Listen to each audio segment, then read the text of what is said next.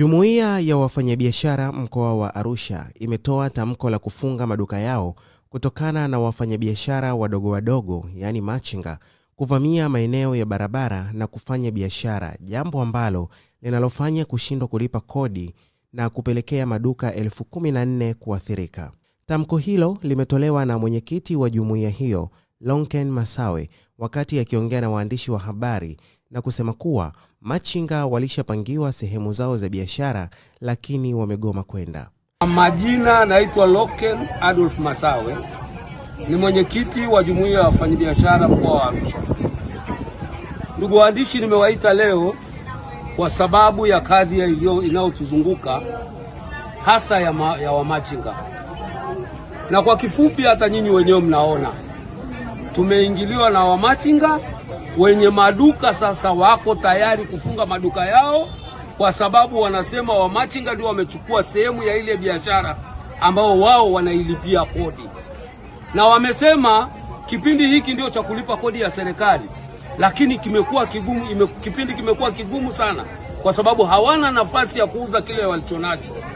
Kama ana kiatu ndani, utakuta machinga ana kiatu nje. Kama ana miziki ndani, atakuta machinga anayo na nje anauza.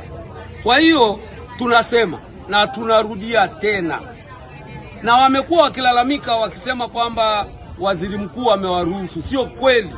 Waziri mkuu alisema wasibugudhiwe, warudishwe kwenye maeneo yao, na sisi tunatamka waziwazi, tunasema warudishwe kwenye maeneo yao. Sasa tangu mwezi wa 8 mwaka jana wako wanatuzunguka kwenye maduka yetu, tumenyamaza, lakini tunaona wanaendelea. Sasa tunataka serikali ya mkoa iingilie hili jambo kwa undani. Tumefanya vikao vingi, lakini tunaona hawajali. Sasa tumefika mahali mwisho. Hata sisi viongozi sasa tunasema this is too much, yani imezidi, na tunaweza tukafikia hata sisi tukajiachia kwamba sasa tusiwe viongozi ili wafanyabiashara wafanye jinsi wanavyotaka. Tafuta sehemu nzuri sana, kwa mfano kule Ulezi sehemu nyingi ziko wazi, wameziacha hizo alafu wanakuja mjini. Sasa na sisi hatuko tayari kuendelea kusubiri wao waje mjini wakati serikali inawapatia maeneo. Tutafunga maduka. Unawaathiri kwa sababu yale ambayo yako ndani, kwa mfano shati, mwenye duka kwa sababu analipa kodi, analipa leseni, analipa na ruzuku zote, anauza shilingi labda 20,000. Huku machinga halipi chochote, anauza shilingi 10,000.